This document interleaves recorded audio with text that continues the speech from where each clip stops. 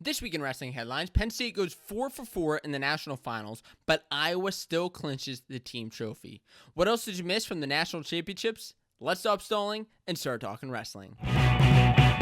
What's going on, wrestling fans? My name's Josiah, and welcome to the Fanco Wrestling YouTube channel here for this week's segment of Wrestling Headlines. And there is so much to discuss here after the 2021 National Championships. What a crazy weekend.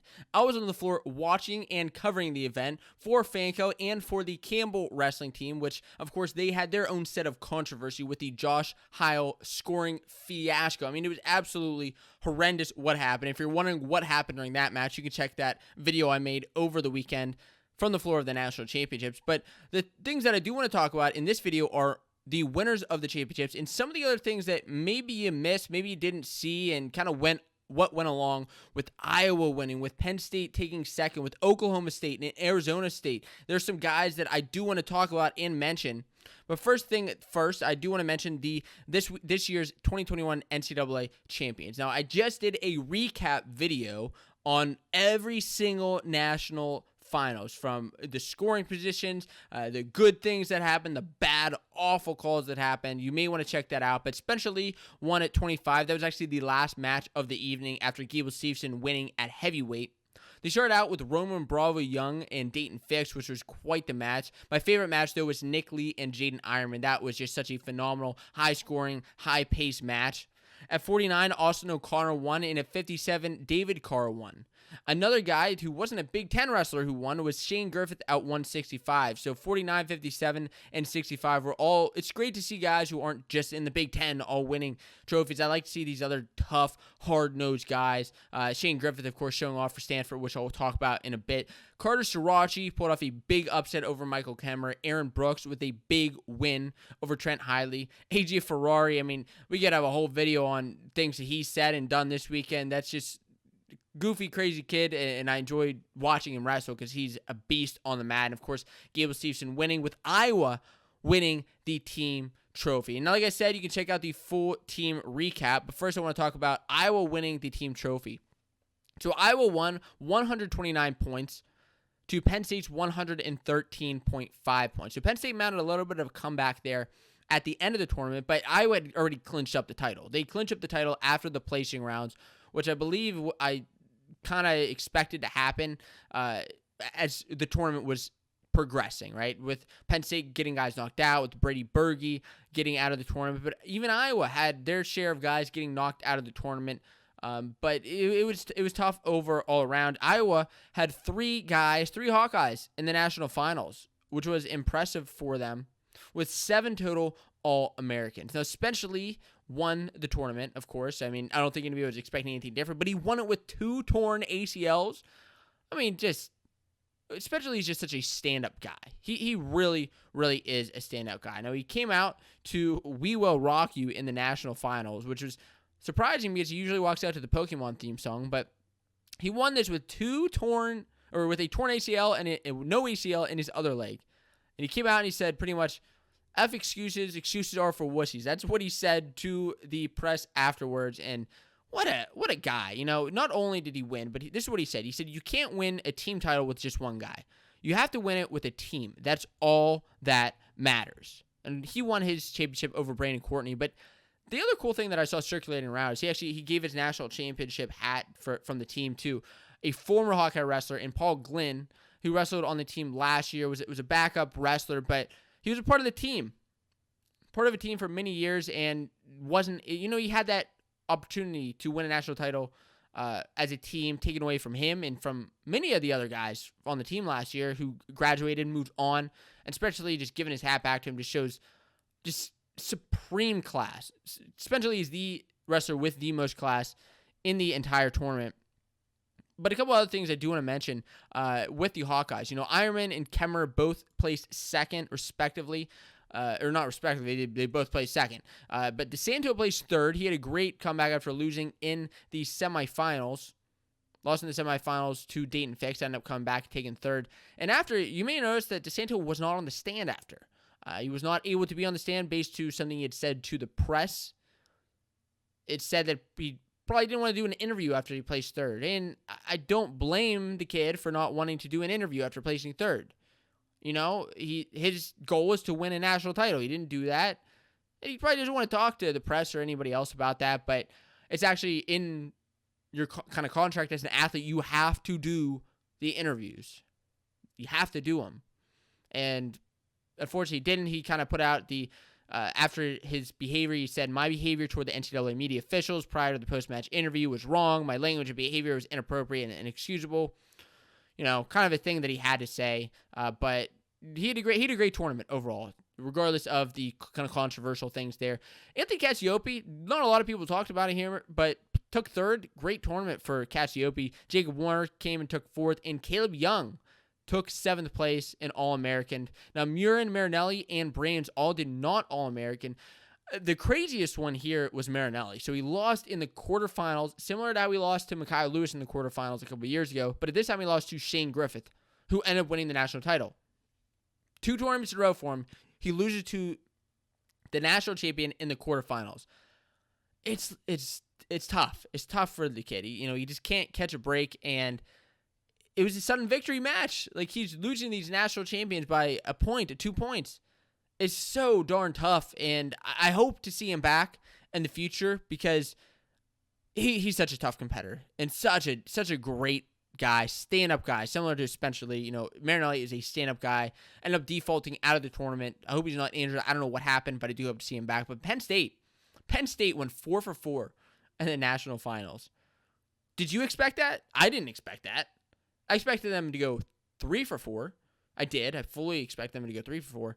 The one guy, though, I didn't expect Srirachi to beat Kemmer. I mean, he got majored by him at the Big Ten Championships. Now, historically, the national finals are usually a bit tighter matches, and that's kind of makes sense considering the fact that you're wrestling for your national title. Maybe you're not going to open up completely. You're going to open up enough to win the match, but maybe you'll kind of, I don't want to say stall a little bit, but kind of hold guys off a little bit so that you can end up winning the match. You're there for the national title. You're not there for the tricks and the show and everything. Some people are. In addition, once you get to that level, like guys from a couple years ago, like a Jason Nolf, right, or even Zane. Even Zane's matches back in the day were kind of close in the national finals. I think back to the Ronnie Perry match. But anyways, Penn State gets 4 champs and 6 All-Americans total. Kirkfleet and Beard were the other guys who weren't in the national finals but still made the quarterfinals and battle back for a 7th place finish. Both these guys won their last matches, which was a good look for them. It was a good luck to be able to win that. Beard lost to Woodley in the quarters, but it did end up beating Buchanan in sudden victory for 7th and 8th. Well, Kirkfleet was actually, I want to mention one thing about him, is he was the only guy to take down Gable Stevenson in this tournament, maybe even this year.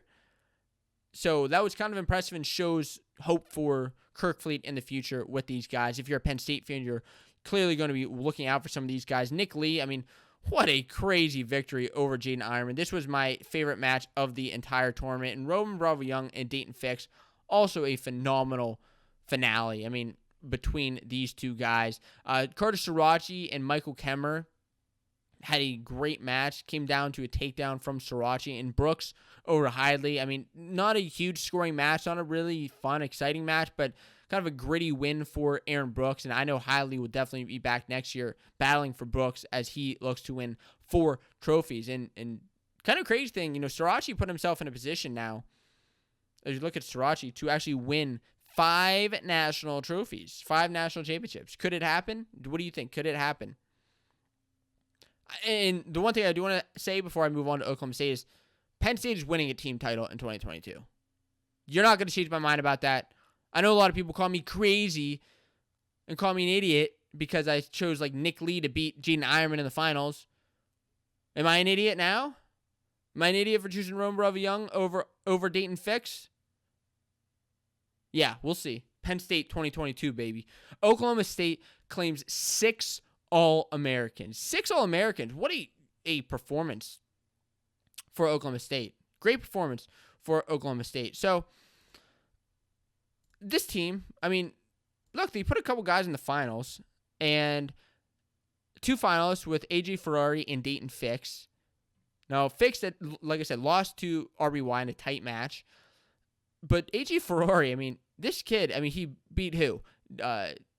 He beat Big 12, Tanner Sloan in the quarters. He beat Miles Amin in the semis, the number 1 seed, and then he ended up beating a top seed in Nino Bonacorsi in the finals. I mean, as a freshman, this was an impressive tournament for sure for AJ Ferrari. And I know that there's, he just has so much goofiness and controversy about him throughout this tournament, just his deadlifting 665. If you haven't seen that interview, you got to watch it. But the other things about Oklahoma State is, look, Bula Wallen placed 4th place. There's a lot of controversy with him, as I mentioned at the beginning, but he still came and placed 4th, which was his seed. Dakota Gear placed 5th. Whitlake 4th, and Sheets 8th. Now, the craziest thing, potentially one of the craziest things in this whole tournament that not everybody's talking about, is Sheets was the number 33 seed, the dead last seed in the whole tournament. Couldn't be lower than him. And he lost first round to Ryan Deacon, and he All-American. He took 8th place, won 4 in a row to All-American. Now, one of his matches in the blood round, which, kind of was the luck of the draw, is he ended up getting the win over Brady Berge, but that was an injury default. Not saying, I don't know if he could have beat him or not. We'll never know, but what a phenomenal tournament for the kid. Lost to Caleb Young, 3-2 for 8th place, but Oklahoma State taking 3rd place. What a performance by the Cowboys. Shane Griffith, you want to talk about performances. You want to talk about excitement. Shane Griffith won Stanford's last ever match. Last ever match for Stanford, Shane Griffith. Now, the team finished top 20 in their last year as a program. 7 national qualifiers with 2 All-Americans and 1 national champ. Now, I mentioned Shane Griffith, but I also do want to talk about Jay Nabis, who at 149 lost his first match to Yaya Thomas and ended up battling back. Yaya ended up taking 3rd, so not a bad match to lose, honestly. Won 4 in a row was Jay Nabis. 4 in a row before losing to Thomas again in the consies, but he ended up knocking out Max Murin before that in the blood round in a tiebreaker match and ended up All-American. Shane Griffith, what more can you say? He just wrestled such a great tournament, knocked off Alex Marinelli, knocked him off. He was majored by Anthony Valencia in the Pac-12 finals and came back and placed higher than him at the national tournament. He won the national title. And the cool thing that happened after the match, Stanford Wrestling, Keep Stanford Wrestling is trending. You see this video here with the arena, and yes, that is a guy yelling at the Stanford guy crying to put his mask on. Eye roll. He's an emotional wreck right there. And anyways,